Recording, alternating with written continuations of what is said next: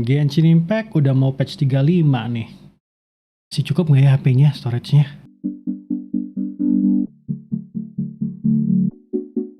Selamat datang lagi di Jagat, bersama saya, Rama. Salah satu kenapa kami sering memakai Genshin Impact sebagai game uji coba pada smartphone terutama, itu karena game ini masih terbilang cukup konsisten dalam koneksinya. Karena ini bukan game MMORPG yang terkadang jumlah player dalam satu servernya bisa mempengaruhi kualitas gamenya. Di sisi lain, Genshin juga salah satu game yang pada saat video ini dibuat terbilang cukup berat untuk dimainkan pada smartphone. Sehingga kalau ada yang bisa memainkan dengan lancar dengan rata kanan mendekati rata kanan, bisa dibilang smartphone tersebut cukup hebat. Genshin sendiri akan masuk ke update 3.5, tapi bentar dulu. Oke, 22 GB di smartphone cukup oke lah ya, tapi mungkin teman-teman udah ada yang nyerah dengan ukuran ini. Yang di PC berapa ya? Astaga, 74 GB aja. Dan cerita utama Genshin Impact sepertinya belum setengah jalan pun. Setidaknya itu yang kami rasakan. Nah, seperti yang kami bilang, Genshin Impact akan masuk ke update patch 3.5 pada tanggal 1 Maret 2023. Mari kita lihat apa saja yang akan diberikan di patch 3.5 ini. By the way, bahasan ini agak spoiler ya, jadi kalau mau dilewatin boleh nanti kita taruh timestamp-nya di bawah, di caption ya. Oke, buat teman-teman yang tidak familiar atau yang baru mulai main Genshin Impact, setiap cerita di daerah Genshin Impact itu selalu dibagi jadi 2 tahap. Tahap pertama biasanya adalah cerita dari masalah dewa di daerah tersebut. Mondstadt punya masalah dengan piaran dewa, Liyue yang kehilangan dewanya, yang ternyata pura-pura, Inazuma dengan peraturan keras dari dewanya di mana warga Inazuma sampai tidak bisa keluar dari pulau tersebut. Dan yang paling baru di patch 3.0 yaitu Sumeru dengan dewanya yang dipenjara. Tapi kayaknya kalian harus ikutin sendiri ceritanya karena terlalu seru nih. Nah, pada cerita tahap kedua kita akan disuguhkan dengan cerita main karakter kita. Dan karakter kita ini akan selalu berhubungan dengan karakter misterius bernama Dainsleif. Biasanya pada tahap kedua ini kita akan mendapat info lebih lanjut tentang keberadaan saudara atau saudari kita, tergantung karakter mana yang kalian pakai ya. Dimana ini sebenarnya adalah tujuan utama dari main karakter menjelajah dunia Teyvat. Pada trailer di special program Genshin 3.5, indikasinya cerita akan masuk ke tahap ini, yang mungkin akan membuka lagi sebuah daerah baru. Karakter Dainsleif pun terlihat sepintas pada trailer ini, yang memastikan kita akan masuk ke cerita tahap berikutnya. Patch baru tentu saja ada banner baru dengan karakter-karakter yang baru juga. Dan seperti sebelumnya, dalam satu patch Genshin akan dibagi menjadi 2 fase banner. Di fase pertama, kita akan menemukan Dehya dan Cyno sebagai karakter bintang 5-nya. Dimana di sini Dehya akan tampil sebagai karakter playable baru pada patch ini. Dehya sendiri bersenjatakan Claymore dengan elemen Pyro. Yang menarik dari Dehya di sini adalah skillnya. Dimana selain ia bisa membuat area yang memberikan damage Pyro, karakter yang aktif pada area ini akan mendapatkan resistansi lebih pada knockdown. Simpelnya, berdiri dalam lingkaran, kita nggak gampang dipentalin musuh, yang membuat combo kita tidak terputus. Nah, ada lagi tambahannya. Karakter aktif selain Dehya yang berdiri dalam area ini akan berbagi damage dengan Dehya. Jadi bisa dibilang Dehya ini jadi tanker? Ini kit yang terbilang agak baru, karena selama ini karakter-karakter yang ada pada Genshin Impact itu adalah shielder atau karakter yang memberi buff shield. Untuk burst dari Dehya sendiri, ia akan melepas beberapa pukulan dengan damage pyro ke musuh, yang diakhiri dengan damage area. Burst ini sudah dikonfirmasikan dari website resmi Genshin kalau akan di-scaling berdasarkan status attack dan max HP Dehya. Nah, sudah dikonfirmasikan juga dari special program kalau Dehya akan masuk ke standard banner. Ini bisa dibilang plus atau minus. Di satu sisi karakter standar banner ya nggak cuma itu saja, tapi di sisi lain kalau kalian red off atau gacha di standar banner, saingan untuk mendapatkan Dehya banyak banget. Ada senjata bintang 5 dan karakter bintang 5 lainnya.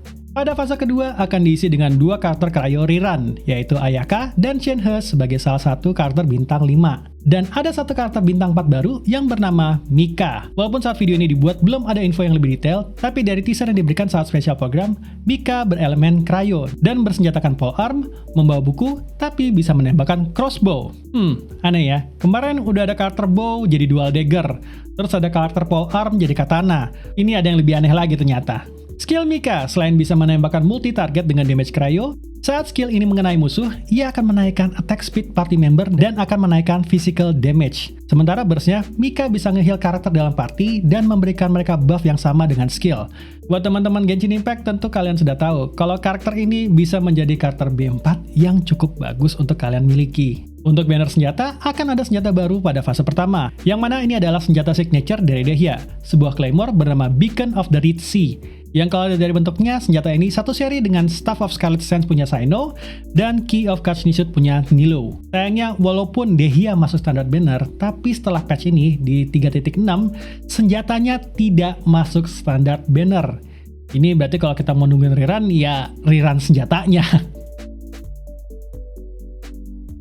Akan ada dua musuh baru yang kita hadapi di sini. Yang pertama, Abyss Herald Frostfall. Yang kedua adalah Black Serpent Knight Rockbreaker X. Aduh. Gini guys, walaupun dua musuh ini bukan jenis boss, tapi dua jenis musuh ini adalah musuh yang cukup merepotkan kalau ketemu di Spiral Abyss. Saat video ini dibuat, kami sendiri belum tahu skill-skill apa yang dimiliki oleh kedua musuh baru ini. Tapi yang pasti menurut kami, mereka tidak akan terlihat berkeliaran di dunia biasa. Hanya akan terlihat di daerah tertentu saja, dan itu pun cukup jarang. By the way teman-teman, jangan heran kalau jenis musuh ini tidak kami masukkan ke list 5 musuh paling menyebalkan versi kami. Karena ya, ketemu di dunianya jarang. Akan ada beberapa event yang hadir di sepanjang patch 3.5 nanti. Tapi kami akan meng-highlight satu event yang paling perlu teman-teman ikuti, yaitu Windbloom's Breath. Ini adalah event di Mondstadt yang akan dihadiri oleh banyak karakter Genshin dari daerah lain. Tentu saja pada event ini akan banyak minigame yang bisa kita mainkan di sini. Tapi yang paling penting adalah event ini berhadiah senjata event. Ya, senjata event. Sebagai note, sampai video ini dibuat, belum ada event Genshin yang diulang. Membuat sebuah senjata event itu menjadi senjata yang cukup langka. Karena untuk mendapatkannya, ya kita harus ngikutin eventnya. Jadi buat teman-teman yang main Genshin Impact, kalau nggak mau ketinggalan, ya at least dapetin senjatanya, biar nggak kehilangan kesempatan lagi untuk mendapatkan senjata langka. Ada satu hal yang sudah dikonfirmasi dan kalian perlu tahu, yaitu kalau kita akan mendapatkan 22 Intertwined Fate di patch 3.5 nanti. Fate ini yang digunakan untuk full banner limited. 22 loh, jadi 2 kali full. Fate yang digunakan buat full banner limited ini sebenarnya adalah hasil dari Archon Quest atau quest utama yang sudah kita jalani. Jadi dari 3.5 ke depan, setiap kali kita menyelesaikan sebuah quest utama, kita akan mendapatkan satu Intertwined Fate. Buat player baru, kalian juga bisa mendapatkannya dengan menjalankan Archon Quest tersebut. Oh iya, buat teman-teman yang suka Eula juga akan hadir. Tapi untuk trade card gamenya ya, TCG-nya, beserta aturan baru yang akan hadir untuk mode TCG dalam patch ini. Kapan ya banner Eula beneran rerun? Nah, kalau special program sudah dirilis, biasanya sosial media Genshin itu dalam jeda beberapa hari akan ngetis juga karakter-karakter baru yang akan rilis di patch kedepannya lagi. Dalam hal ini, patch 3.6. Kali ini yang ditis adalah Kaveh, seorang karakter Dendro dari Sumeru yang merupakan teman dari Alhaitham. Dan juga karakter Dendro yang sudah sering kita lihat di awal game, tapi baru playable nanti di patch 3.6, Baizu. Dan mungkin dia bisa dibilang karakter Dendro pertama yang hadir di game ya, tapi belum playable. Wah, lumayan juga ya yang dikasih di patch baru ini. Ini pasti makan storage lebih besar lagi nih buat di smartphone nih. Karena ada karakter baru, daerah baru, musuh baru. Nah, buat teman-teman yang bermain Genshin Impact, apakah kalian cukup excited dengan patch baru ini? Atau ada yang menyerah karena alatnya sudah tidak memadai? Jangan lupa, nonton Jagat Review. Barangkali ada yang sesuai dengan budget kalian. Bisa main Genshin Impact lagi loh. Coba tulis di kolom komen tentang pendapat kalian tentang patch ini yang akan hadir di 1 Maret 2023 nanti. Sekian dulu, saya Rama, Jagat TV.